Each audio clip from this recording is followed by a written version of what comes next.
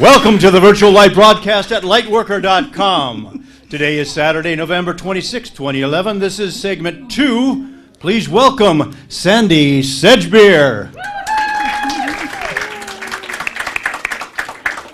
The energy is really high in this room today. Welcome back to the virtual light broadcast. If you have children in your life, you cannot have failed to notice how different today's kids are from previous generations. This difference is reflected in the soaring rates of autism, ADHD, dyslexia, learning and behavioural difficulties. What's the cause? Is it the environment? Is it food? Is it vaccines? Or could it be something entirely different? Could it be that these things don't exist at all? And what's really going on with today's kids has a lot to do with us as a species and where we're heading. Today we have two guests who are going to be telling us about their experience and knowledge of what's going on with today's children. Suzy Miller is a former speech-language pathologist who was working with young children. Her life was transformed several years ago by a young enlightened master disguised as a 4-year-old autistic child. Suzy's story was actually discussed when we did the previous show with her. So if you want to know about that, go back and look at that particular video. Today, we're going to be talking to Suzy about what these children need us to know, what we can learn from them, and what's really going on with today's kids. Suzy Miller, welcome back to the Virtual Light broadcast. Thank you for having me.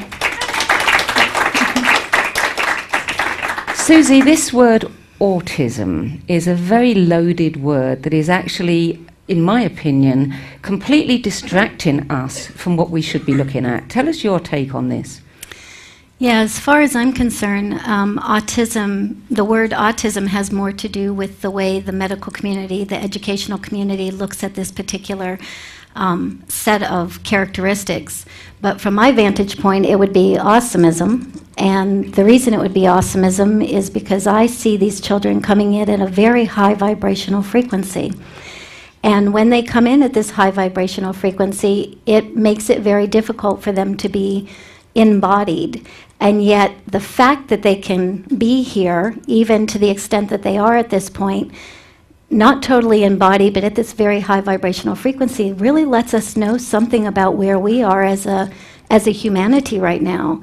The fact that autism couldn't even exist 30 years ago, 20 years ago, to the extent that it exists today, tells us something pretty significant about what our abilities are as far as vibrational frequency is concerned. Now, you went from being a pediatric speech-language pathologist to a multidimensional communicator, and now you're actually teaching people how to tap into and develop their own abilities to multidimensionally communicate with the children in their lives. How did that come about? One step at a time. It came about because as a speech-language pathologist, I had an experience, like you said when we did the last interview, that really rattled my world. It let me see just who these children are. And after working with hundreds of families and learning particular techniques, both from the children themselves and through that interaction, it became really obvious that there were 3 major components that needed to go into teaching somebody else this. The first component was really having a perceptual shift yourself. You need to be able to see who these children actually are, not just from the physical, mental, emotional level, but more at a spiritual level.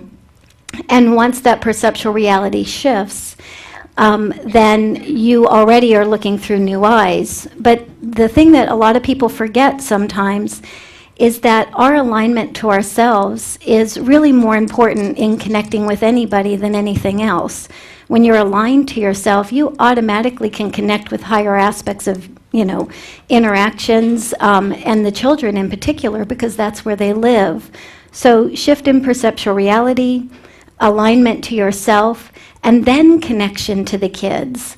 And when I'm teaching people to connect with the children, there's also a level of authenticity. There's a level of integrity that I believe is really necessary with this population. Because when you have anybody coming in at such a high vibrational frequency, they expect integrity. They expect a certain level of vibrational awareness. And when they get that, they're more than willing to communicate with you. They're more than willing to tell you exactly what works for them and what doesn't. And when it's not there, they're more than willing to act it out and show you what's not in alignment.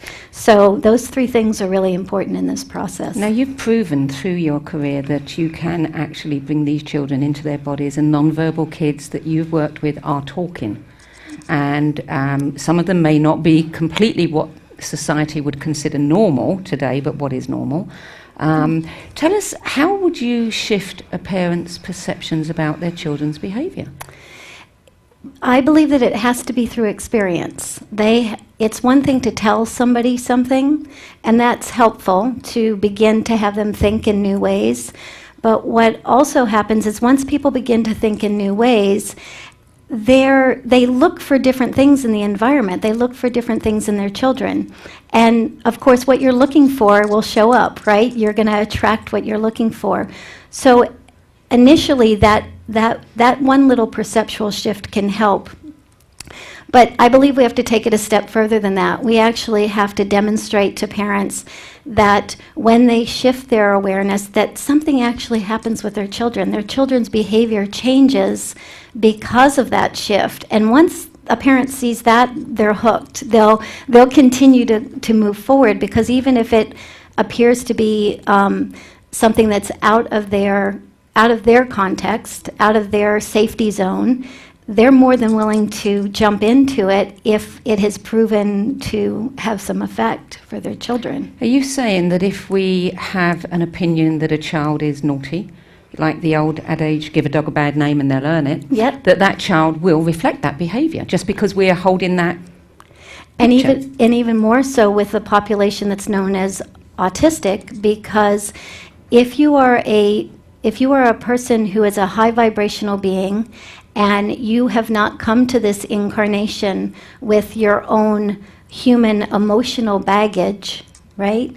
Then what ends up happening is the only thing you really can do is reflect your environment. You can reflect the physical environment within your household, but you can also reflect the collective consciousness. And that's what I believe is true of these children. When I look energetically at a child diagnosed with autism, I see that they have not had a physical human incarnation before. And so it's something that is very foreign to them to be in a physical body and to feel emotion, to hear mental processing. They have access to all of that because they are floating in that more subtle realm. And so it's very confusing for them to have that kind of experience. So shifting that kind of perceptual reality, helping parents understand where their kids are actually coming from and what's important to them versus what we perceive as important because we're so attached to this physical and mental experience. And yet these children have no desire to be connected in that way. What I do believe is also true is I do believe that they can learn to be in the body, out of the body, in the body, out of the body. They can learn to shift up and down this vibrational continuum and be very present in the moments where they need to bring us the information that they need to bring us, but also very connected to their dimensionality when that is the access point that they need. So. You started an empowered parenting program where you teach parents how to look at their children differently, and you started the New Human Experience Project. Tell us a little bit about that. The Empowered Parent Program is specifically for bringing groups of parents together so that we can shift perceptual reality, so that we can give them some exercises and things to do with their children when they're at home, so that even though we might be on a teleclass or something like that, they can take the perceptual shifts that they've been given and apply those in their day in, day out lives and see the changes that happen. The New Human Experience Project was designed specifically at the beckon of the children, at the collective consciousness of the children, to raise the vibrational frequency of adults, to allow adults to begin to slide up and down this dimensional spectrum and really be able to have an integrated experience through as many different dimensional realms as they possibly can, but still in the physical body. But what do you want to access? Do you want to access here? And do you want to, a good example is, heard Steve saying earlier about, we've moved from the leader to being that internal compass for ourselves. This is what the New Human Experience Project allows, because what better person, what better energy to get information about you than from your higher self, from the higher aspects of who you are. So through the New Human Experience Project, we create a very clear channel so that you access yourself. How do you raise our frequency? Various right brain techniques.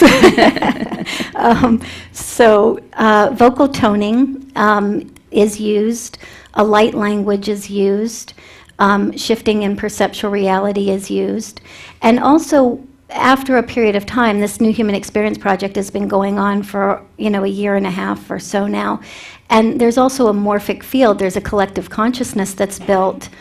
Also, the bioresonance program that Bill will talk about in a little while. So often when you engage in some type of spiritual experience or energetic experience, your vibrational frequency rises, but as soon as you've left that group, it plummets again. Mm-hmm. With the bioresonance program in place, that frequency is able to be held, and so you don't dip. And if you do dip, you're caught. You're caught here instead of bottoming out and having to work your way back through that. So it's a very tangible way to create a morphic field, to create a collective consciousness. What changes have you noticed in the people who have been on the New Human Experience Project? It's pretty profound, actually.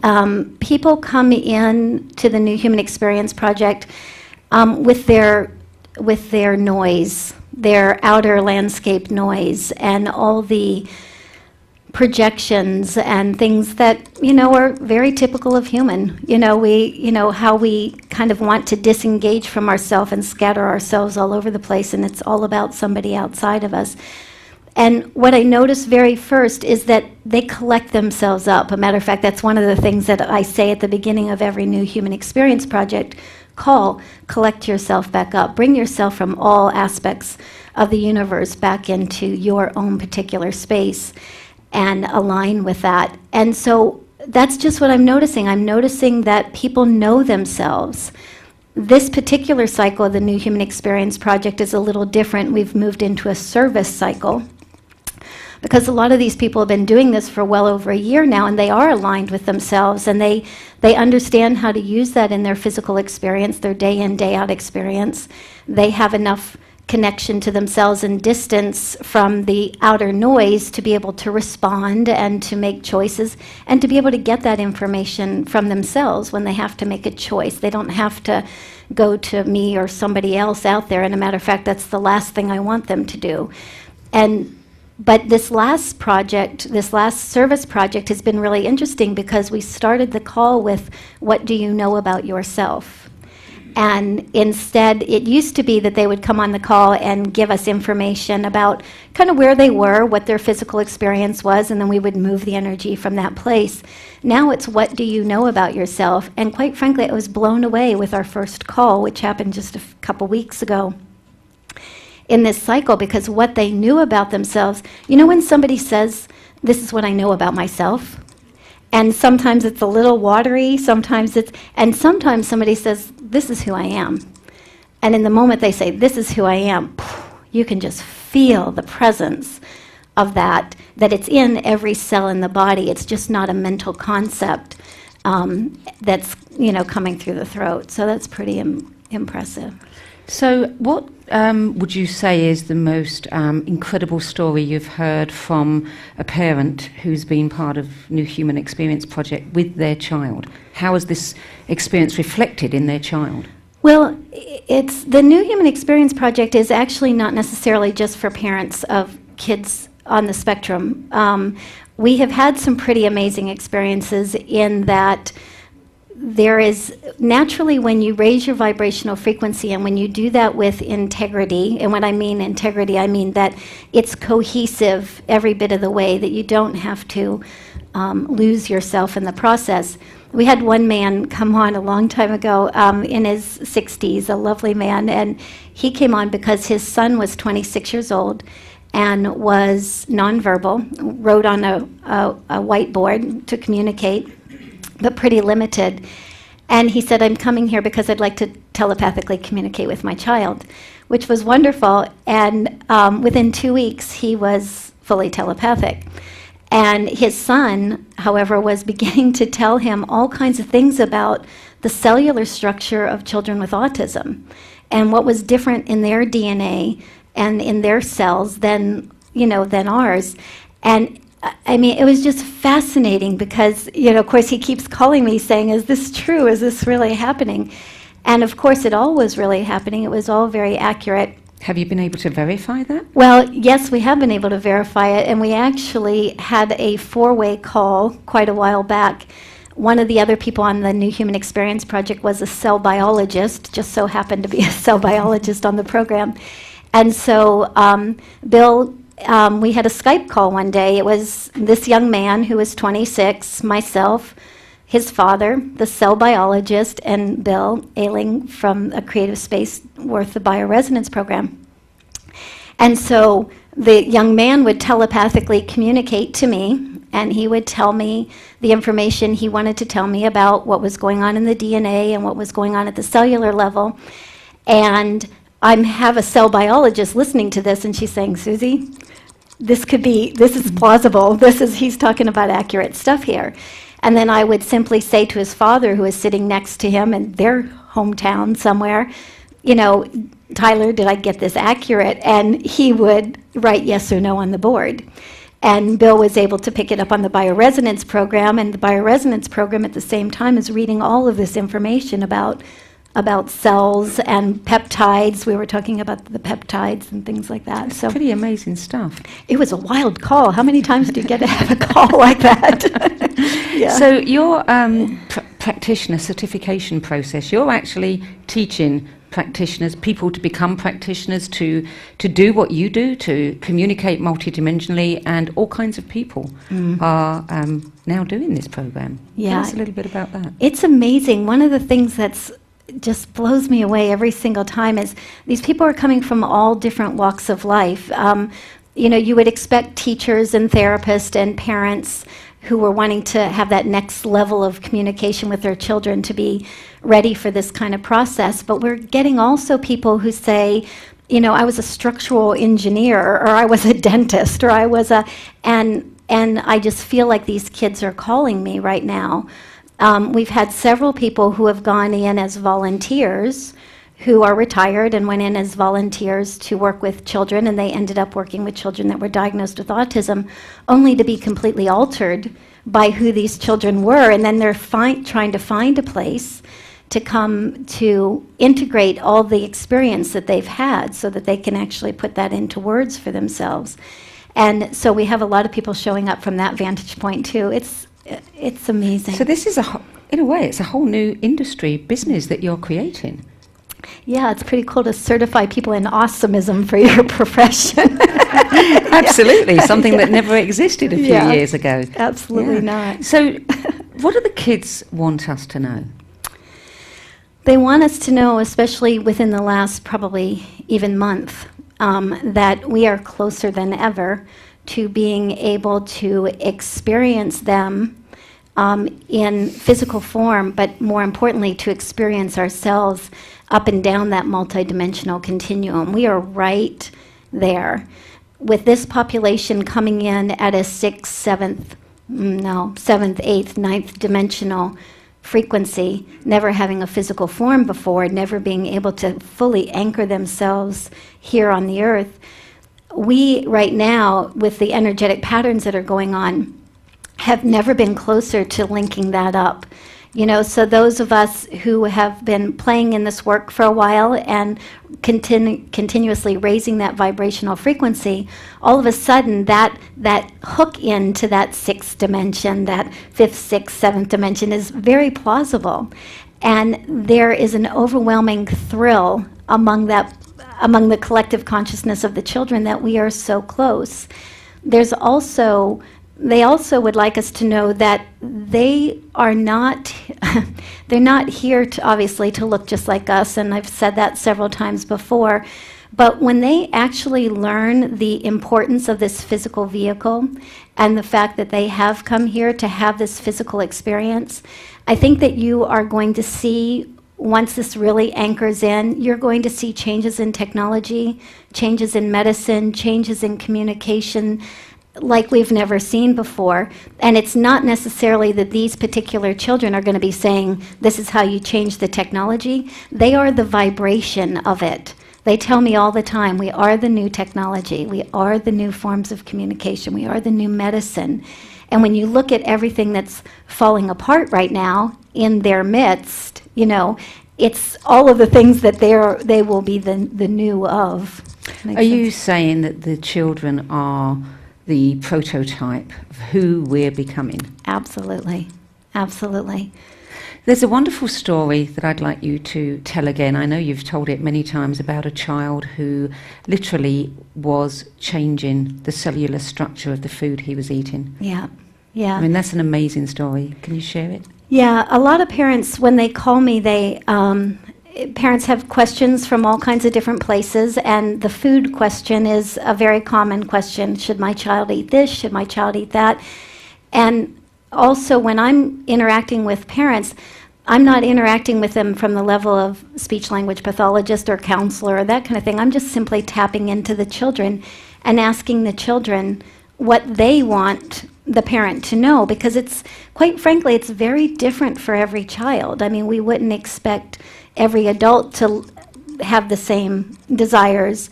It's the same for this population. And so one of the parents called and she said, Suzy, my child will only eat potato chips. You know, it's just like chips, chips, chips. And it's making me really nervous. He seems to be healthy, seems to be fine, but it's always the chips. And I said, and I went into my dialogue of, you know, a healthy diet, and you have to have green foods and, you know, high vibrational things. And I hear this kid in my head going, be quiet, shh. It's like, wait, you got it wrong, check again. And so I said, wait, okay, so we're going to check again. And he said, watch what I can do. And I just had this visual in my mind's eye of him taking those chips. And in the time by the time the chips went from hand to mouth, he literally had changed the molecular structure of those potato chips so that, you know, we have that statement, you are what you eat.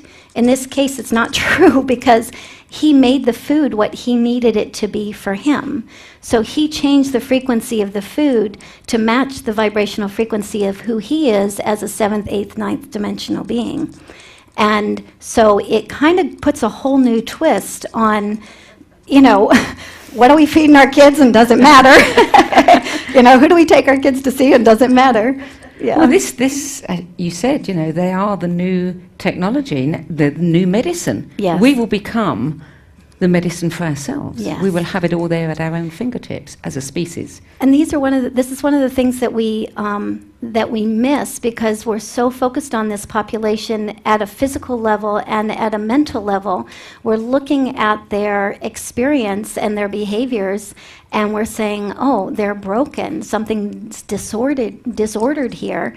And what this population is attempting to do, they are attempting to both descend in some ways. They're attempting to transduce their vibrational frequency so that they can be in the physical body. But at the same time they're doing that, they're very naturally raising the vibrational frequency of their environment. And when we really understand that and we can take full advantage of that, there is a huge growth potential for everybody who comes in contact with these children. There's an amazing growth potential for their families.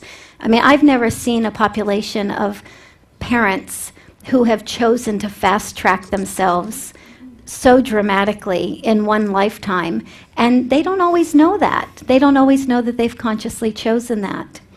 You know, I've always said that if God or the universe or source had a grand plan to wake us up and make us realize who we are and what we're doing here, what better way to do it than through our children? Because, we may not get out of that box, that comfy little box that we live in for ourselves, but when something is happening with our kids, we're going to be home. there. It hits home. Yeah. So if you had a magic wand and you could wave that wand and change something about society, what would it be? I think I would clear out all the lower chakras because we have such a distortion there. The children will say frequently, we can't come in to the body any further than the heart chakra. The heart frequency is literally the densest frequency that they can engage with. And so when the heart frequency is very present, then they do engage. But these lower chakras have been very difficult for all of us. And we've been trained to interact with them in a certain way. We've been trained actually to kind of just not even look at them, keep everything that's down there kind of experience. But what's amazing right now is that, if I did have a magic wand, I would just clear that out. I would bring us back to that pure vibrational frequency so that we could slide up and down that continuum with ease. And if that happened, I would guarantee that just about every child diagnosed with autism would be dropping into their physical body and saying, look, Mommy, I'm somebody different than you thought I was. Now, I know that you have a radio show called Pure Presence on the Awakening Zone Network, which is how often? It is twice monthly, the first and third Friday of every month. And anyone can tune in and listen to that and get a free integration and balance session in the process? Absolutely. A lot more right brain techniques, and we are absolutely using those to support the alignment and integration of people everywhere. So we've got Pure Presence Kids actually starting in January as well. And the New Human Experience Project and your certification process are available for anybody?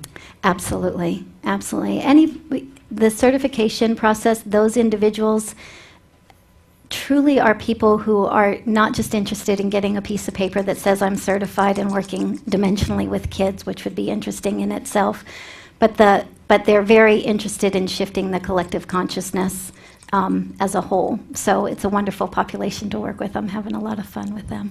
Suzy Miller, thanks for joining us today. Stay there because we're going to come back to you when we bring Bill on. Thank you. We'll be back in a few moments. Please stay tuned.